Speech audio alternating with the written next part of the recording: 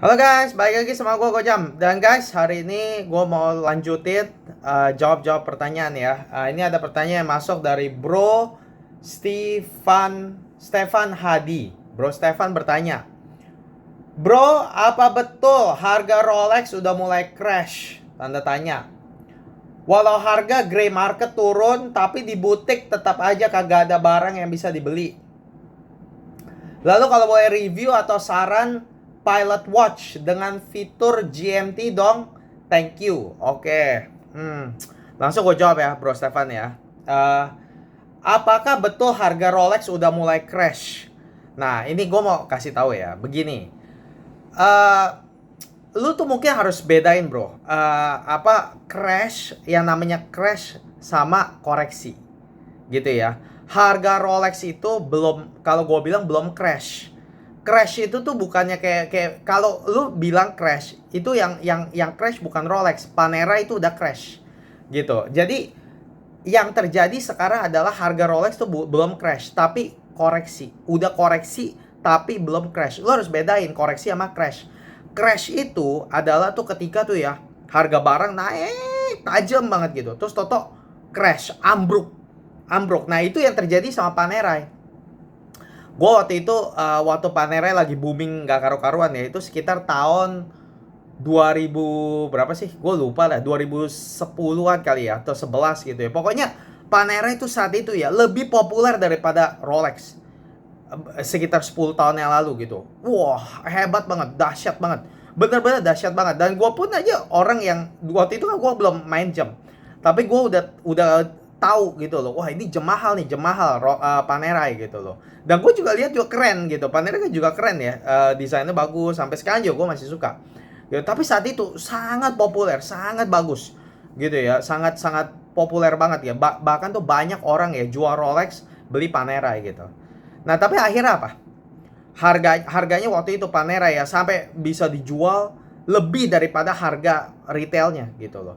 Tapi akhirnya yang terjadi apa? Crash. Jadi gimana? Udah hancur nggak karu-karuan gitu. Sekarang orang juga istilahnya udah apa, kalau Panera itu udah beli Panera langsung jebol gitu loh. Jadi gimana ya? Kalau crash itu tuh waktu harganya udah jebol nggak karu-karuan gitu loh. Nah itu crash, jadi kayak pesawat tuh ambruk gitu loh. Jadi udah naik tinggi gitu, namanya crash tuh, pung gitu, langsung jatuh, gubrak kayak hancur semua gitu. Nah itu crash. Nah kalau sekarang sama Rolex nggak crash, tapi yang terjadi adalah koreksi. Nah jadi bedain yang namanya crash sama koreksi. Koreksi itu adalah harganya naik, tapi mulai turun. Nah mulai turun, tapi turunnya nggak sampai ambruk, turun dikit gitu, cukup gitu. Nah itu namanya koreksi gitu. Nah itu di market namanya correction. Jadi kalau ditanya ya, apakah udah mulai crash? Belum, nggak crash sama sekali, nggak ada crash-crashnya. Mulai koreksi, bukan crash, gitu. Nah, terus sekarang lo tanya, harga grey market turun, tapi di butik tetap aja nggak ada barang yang bisa dibeli. Ya iya, karena kan cuma koreksi. Kalau misalnya udah crash ya, lu pasti bisa ke butik, lu pasti bisa dapat barangnya. Gue yakin kalau udah crash, gitu loh. Kayak sama kayak Panerai dulu, mau beli susah. Tapi akhirnya begitu crash, sekarang mau beli Panera gampang. Tapi kalau kok Rolex itu dia cuma baru koreksi gitu loh. Nah ini gue jadi cerita-cerita dikit ya. Rolex itu sekarang memang market tuh hot bro, hot banget gitu loh. Jadi yang namanya barang udah hot banget ya, terlalu hot gitu ya, kayak Rolex kayak begini gitu ya. Dia mau koreksi pun itu bukan berarti jadi jaminan jadi gampang, nggak gampang. Lu sebenarnya gampang kalau lu mau beli barang Rolex gitu, sebenarnya gampang ya, tapi mesti bayar lebih mahal gitu aja. Lu mau nggak gitu loh? Kalau gua nggak mau gitu, makanya gua nggak beli Rolex gitu loh. Gue punya Rolex dulu, gue pernah punya Rolex gitu, udah gue jual, terus udah gitu ya udah, gue sampai sekarang juga nggak mau beli lagi. Karena kenapa? Karena mesti bayar harga di atas, gue mesti bayar premium gitu aja gitu loh. Barang mah ada, tapi harganya lebih mahal di atas harga retail. Dan itu terjadi karena demand buat jamnya lebih tinggi daripada supply-nya. Nah Rolex itu tuh perusahaan yang pintar, perusahaan independen. Dia nggak peduli market mau beli berapa. Dia bukan kayak perusahaan-perusahaan jam lainnya gitu. Kalau perusahaan kayak Omega itu perusahaan benar-benar perusahaan legit. Dia corporation, dia profit driven. Dia tuh benar-benar mau dapat profit gitu loh. Kalau Rolex nggak peduli. Rolex juga cari duit, tapi dia cari duitnya tuh kayak nggak ada, bukan gaya corporation style gitu, enggak gitu loh. Orang mau beli jamnya gitu, dia bodo amat, dia buatnya segitu aja, dia nggak peduli gitu loh, karena dia emang apa ya namanya, dia kontrol supply-nya gitu loh. Makanya harganya tuh kalau mau crash ya Rolex ya agak susah sih menurut gua gitu. Dia correction gitu loh. Tapi jadi makanya kenapa sekarang kalau misalnya lu tanya kenapa masih susah? Ya kenapa masih susah? Karena demand-nya tetap masih lebih tinggi daripada supply-nya. Supply-nya itu ya Rolex tuh nggak sembarangan, supply-nya nggak, oh demand-nya tinggi, dia buat yang banyak gitu. Dia nggak peduli. Orang dia bahkan charity kok. Dia bukan company kok. Rolex itu cuma sebenarnya charity. Gitu loh. Lu tahu gak itu dia tuh sebenarnya lembaga sosial gitu loh, Rolex itu. Jadi dia bukannya kayak company biasa gitu loh. Itu perusahaan yang kita nggak tahu untungnya berapa aja juga nggak tahu, nggak diaudit, nggak ada. Itu karena dia perusahaan charity sebenarnya gitu loh. Jadi dia mau suka-suka dia aja, dia mau produksi berapa ya dia produksi, lu makan deh gitu, gue nggak peduli gitu loh. Nah Rolex itu seperti itu, jadinya dia tuh demand sekarang buat jam Rolex itu masih lebih tinggi daripada supply-nya. Jadi tetap aja walaupun correction, tapi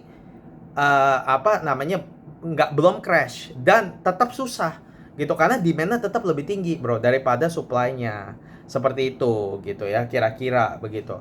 Nah ini gue cerita sedikit ya bro ya, sebenarnya dulu waktu pertama kali ya, sebenarnya ini pasar Rolex seperti ini tuh sebenarnya nggak wajar gitu ya, kita dalam keadaan yang aneh lah kalau gue boleh bilang gitu. Sebenarnya dulu waktu gua pertama kali start di hobi horologi seperti ini gitu ya. Aduh, dulu gampang banget kok mau punya Rolex gitu. Gue ceritain sedikit ya pengalaman ya. Gue pernah masuk ke toko Rolex ya. Gue nggak nawar loh. Gue cuma datang ya. Gue lihat-lihat gitu. Orangnya langsung bilang gitu. Kamu mau apa? Gitu loh. Waktu itu gue tertarik beli Explorer gitu ya. Terus langsung orangnya tinggal bilang gitu, oh oke, gue nggak nawar deh, langsung dibilang oke, kalau memang mau gitu, langsung dikasih diskon 8% sampai 10% gitu. Gue nggak nawar gitu loh. Kalau gue yakin kalau misalnya gue nawar, mungkin bisa dapat mungkin 15% off gitu. Tapi sekarang nggak bakal bisa. Orang mau cari barang aja nggak bisa. Nah terus akhirnya mulai tuh sekitar tahun 2018 ya. Nah gue mulai ngeliat tuh, gue mulai lihat, mulai aneh. Pertama dulu waktu gue pertama kali mulai gitu ya dunia jam gini ya, yang susah apa sih, paling Daytona dari dulu emang susah. Terus udah gitu, tapi Daytona aja juga jujur gue ngomong sama orang-orang yang udah lama banget main-main jam tangan ya gitu ya, dulu katanya Daytona aja dibuangin kok. Sebenarnya nggak kayak sekarang gitu, orang dulu pada nggak mau bahkan Daytona gitu dibuangin gitu loh. Nah tapi dulu waktu gue pertama kali mulai masuk ke dunia jam gitu, Daytona juga udah susah. Daytona emang susah gitu. Tapi kalau mau cari kayak Explorer, Submariner gitu-gitu ya, itu gampang, semuanya ada gitu loh. Nah, tapi akhirnya mulai pelan-pelan mulai hilang tuh. Barangnya mulai hilang, kayak Submariner mulai hilang. Tapi gue tetap masih bisa lihat kayak yang lebih kurang populer misalnya Milgauss, Explorer gitu. Terus nggak lama mulai hilang lagi. Tahun 2018-an, 2019 mulai hilang. Terus habis itu udah mulai hilang, mulai gila Datejust yang hilang. Datejust padahal tuh nggak pernah itu jadi jam yang hot, tapi akhirnya hilang gitu. Nah terus juga pelan-pelan dulu. Pertama Datejust yang steel, terus nggak lama akhirnya jadi cuma tinggal two-tone aja yang ada gitu di toko gitu. Jadi ngaco banget lah gitu. Dan udah gitu waktu habis pandemik malah bukannya makin membaik, malah makin gila. Nah tapi gue kasih tau lu satu hal ya, sebenarnya waktu pandemik gue sempat perhatiin pasar jam tangan ya, sebenarnya mulai crash dikit gitu loh. Jadi waktu awal-awal pandemik ya, sebenarnya harga Rolex sebenarnya sempat jatuh gitu loh. Tapi nggak lama karena berapa bulan kemudian langsung bangkit gitu loh. Nah itu menurut gue itu gue punya analisa gue sendiri sih ya, dan gue nggak usah ngomong terlalu panjang lah ya. Tapi secara singkat gue boleh bilang begini, yang kalau menurut gue yang terjadi adalah krisis pandemi kemarin itu agak berbeda sama krisis waktu tahun 2009. Waktu financial crisis tahun 2009 itu harga jam tangan itu pada rontok gitu loh. Tapi kenapa krisis tahun 2020 itu harga jam tangan sempet rontok tapi habis itu langsung bangkit. Nah, itu agak aneh gitu. Tapi menurut gua itu karena krisis tahun 2020 kemarin agak berbeda sama 2009. Kalau 2009 itu kan krisis gara-gara perbankan kan. Gitu. Nah, tapi kalau tahun 2020 kemarin kita gara-gara virus gitu loh. Dan ya emang udah berbeda aja lah, krisisnya berbeda gitu loh, skenario-nya berbeda gitu loh. Jadi waktu tahun 2020 kemarin gue juga lihat orang ada apa yang terjadi adalah apa ya, beberapa orang kena efek gitu ya, hampir hancur-hancuran karena mungkin bisnisnya susah gitu karena ada virus gitu kan ya. Nah, jadi beberapa golongan orang tuh susah, tapi ada beberapa golongan orang yang sebenarnya nggak terlalu kena efek waktu pandemik gitu loh. Nah, orang-orang ini yang akhirnya punya uang tapi nggak bisa jalan-jalan, nggak bisa apa. Nah, akhirnya udah deh beli jam-jam mewah dan akhirnya salah satunya lah gitu. Dia beli belanja hal lain juga tapi jam mewah salah satunya lah. Akhirnya ya udah harga Rolex makin gila gitu. Terus udah gitu juga di krisis pandemik Bitcoin, ada orang yang banyak banget main Bitcoin gitu dan Bitcoin meledak nggak karu-karuan. Nah, banyak orang yang untung dari Bitcoin, akhirnya uang panas masuk juga ke jam mewah, makanya harga Rolex naik gitu ya. Gua nggak akan ngomong terlalu detail lah karena sebenarnya yang terjadi di market itu kompleks banget gitu ya. Tapi pokoknya intinya untuk jawab pertanyaan lo ya, apakah udah mulai crash? Enggak crash. Itu baru koreksi gitu loh.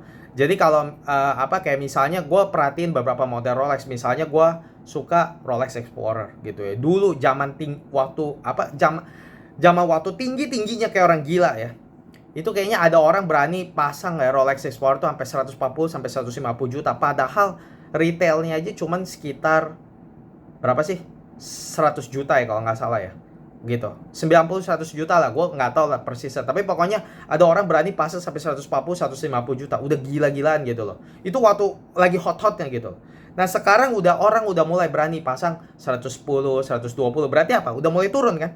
Nah, itulah koreksi. Tapi apakah udah crash? Enggak. Kalau crash, lu mungkin bisa beli Explorer hari ini di bawah harga retail. Mungkin udah 70 juta, 60 juta gitu. Tapi itu nggak terjadi gitu loh. Tetap lu harus bayar di atas harga retail. Nah, selama lu harus bayar di atas harga retail, itu marketnya masih hot. Jadi marketnya masih panas. Dulu sangat panas. Sekarang panas. Panas sama sangat panas. Ya tetap panas. Cuma bedanya udah lebih nggak panas gitu. Tapi tetap panas gitu. Makanya lu tetap harus bayar premium dan lu masih tetap harus susah dapetin barangnya gitu. Karena memang yang terjadi bukan crash tapi correction gitu loh. Nah, terus udah gitu lu juga bilang saran pilot watch dengan fitur GMT dong, thank you. Nah, ini gue bakal bilang ya, kalau lu mau jam pilot ya dengan GMT, ya kalau menurut gue yang paling bagus yang paling bagus ya sebenarnya sih banyak ya bro ya. Cuman kalau memang mau yang iconic ya Rolex ya udah termasuk yang yang iconic ya gitu. Karena kan dia sebenarnya walaupun bukan Rolex yang pertama kali ketemuin jam GMT, tapi dia yang pertama kali yang bikin populer abis-abisan gitu loh. Karena dia kan di-hire sama ini kan Pan Am kan gitu untuk buat GMT watch gitu kan. Nah, sama aja kayak Diver bukan Rolex yang pertama gitu, tapi dia yang salah satu yang pertama dan dia yang paling bikin populer. Nah, gitu kan gitu. Nah, GMT juga begitu, dia nggak pertama tapi dia salah satu yang pertama dan dia yang bikin populer abis-abisan gitu. Nah, jadi kalau tanya pilot watch dengan fitur GMT, ya kalau lu bisa dapat sih barangnya GMT Master Rolex ya bagus gitu ya menurut gua. Tapi masalahnya kan kita tahu sekarang harga Rolex sangat mahal. Ya kan sangat susah lah. GMT juga salah satu model yang sangat hot gitu loh. Padahal bagus, menarik gitu ya. Ada Pepsi, ada Coke. Coke ya itu yang dulu lah. Ada Pepsi, ada root beer gitu kan. Gue sendiri suka yang root beer. GMT root beer. Itu gue suka, tapi udah tolol lah, harganya tolol banget lah gitu. Gue udah males lah begitu ya. Dan yang pakai sekarang juga adalah orang-orang yang sorry ngomong ya, yang juga nggak ngerti jam gitu ya. Gue udah males deh lihat deh. Gue udah agak males ya sama pasar Rolex, jujur ngomong ya. Sama Rolex sendiri gue udah agak gimana ya, kayak terlalu panas gitu loh. Dan udah banyak orang yang cuma beli Rolex juga bukannya bilang suka jam, tapi ya cuma mau investasi lah apalah, dan itu memuakkan banget lah, bener-bener bikin gue mual gitu jujur ngomong gitu ya. Tapi ya udah, gue nggak mau ngomong terlalu banyak. Pokoknya kalau tanya gue, pilot watch dengan fitur GMT ya, kalau lu bisa dapet ya GMT Master dari Rolex itu bagus, itu boleh banget gitu. Tapi kan mahal. Nah makanya kalau gue bilang sih, saran gue ya, lu boleh consider ambil Tudor Pepsi, Tudor gitu loh. Kalau kita nggak bisa dapat Rolex, ya lu beli Tudor. Menurut gue begitu. Dan Tudor, lu jangan jadi orang yang begini nih. Banyak orang tuh di luar sana ya mikirnya gini. Ya lu nggak bisa, lu apa, Tudor mah versi jelek ke Rolex gitu. Ya nggak salahin sih. Nggak salahin orang dulu pikir begitu, karena memang dulu Tudor itu memang waktu didirikan gitu, itu sebagai kayak versi murahnya. Tapi sekarang ya Tudor tuh udah mulai berevolusi loh. Mulai berevolusi ya, dan contohnya Black Bay ya, Black Bay 58 itu udah bikin, menurut gua tuh sekarang Tudor nggak bisa gampang ngomong, wah versi jelek Rolex, nggak juga loh. Karena beberapa model Tudor tuh udah bikin, menurut gua ya, udah bikin Tudor tuh kayak lumayan punya identitas sendiri gitu loh. Tudor udah bisa keluarin Pelagos tuh, mana ada diver Rolex yang pakai titanium kayak gitu. Tudor Black Bay 58 juga, wah proporsinya mantap banget, 39 mili gitu ya. Malah jadi yang gue lihat adalah Tudor jadi kayak seperti kayak Rolex di zaman dulu, tapi Rolex kayak mulai jadi lebih modern gitu. Jadi nggak bisa remehin Tudor kayak gitu loh. Nah, tapi sebelum gua ngalur ngidur ya, gua jadi balik lagi ke topik ya gitu ya. Jadi kalau menurut gua, kalau lu nggak bisa dapat Rolex GMT ya, karena kan sekarang pasarnya susah, ya lu ambil Tudor Pepsi gitu. Gue udah pernah punya Tudor Pepsi, itu bagus gitu loh. Memang jamnya tebal, tapi bagus gitu loh. Gue bahkan lebih suka Tudor Pepsi dibanding Rolex Pepsi gitu loh. Kalau secara warna ya, karena warnanya tuh Tudor Pepsi bagus loh, gitu, lebih bagus, birunya lebih gelap gitu dibanding GMT Pepsi gitu loh. GMT Pepsi birunya kayak ungu, gue malah nggak suka gitu. Jadi secara colornya gitu ya, gue lebih suka Tudor malahan gitu. Dan cuma memang jadi ya menurut gue, lu kalau misalnya minta saran gue, mendingan saran apa, pilot watch dengan fitur GMT ya, ambil. Kalau lu memang demen GMT, lu ambil Tudor GMT aja gitu. Menurut gue itu bagus gitu, itu bagus beneran. Gue suka tuh sama Tudor GMT gitu. Menurut gue lu ambil itu gitu loh. Jangan, dan apa, karena ya Tudor itu kan juga masih satu bagian dari Rolex kan gitu, satu perusahaan lah gitu. Jadi kalau lu nggak bisa dapet Rolex, ya lu ambil Tudor gitu loh, nggak salah gitu loh. Bagus Tudor gitu. Dan gue udah pernah pakai, dan itu bagus gitu. Nah tapi kalau misal lu nggak apa, ya itu kalau ada fitur GMT ya lu ambil Tudor gitu. Tapi walaupun sebenarnya sih bro, kalau mau ngomong jam pilot gitu ya, ya itu sih sebenarnya nggak harus GMT gitu loh, nggak harus GMT gitu kan. Ada kayak IWC juga bikin jam pilot, itu juga bagus gitu loh. Tapi ya kalau lu nanya ya pilot watch dengan fitur GMT, ya udah gue rekomend ya Tudor GMT gitu loh. Kalau lu nggak bisa dapet GMT Masternya Rolex, kalau bisa ya udah beli aja Rolex GMT Master gitu loh. Tapi harganya bikin mabok kepala begitu gitu ya. Jadi ya begitu sih jawaban gue ya. Oke, semoga membantu ya Bro Stefan. Makasih udah nanya. Dan oke guys, begini aja video kali ini. Kalau misal kalian punya pertanyaan seperti Bro Stefan, langsung aja komen di bawah. Kalau bisa menarik, nanti gue jawab melalui video seperti ini. Makasih ya guys udah nonton. Jangan lupa subscribe channel ini kalau misal kalian suka jam tangan, horologi. Sampai jumpa di video Gojam berikutnya. Makasih guys udah nonton, bye-bye.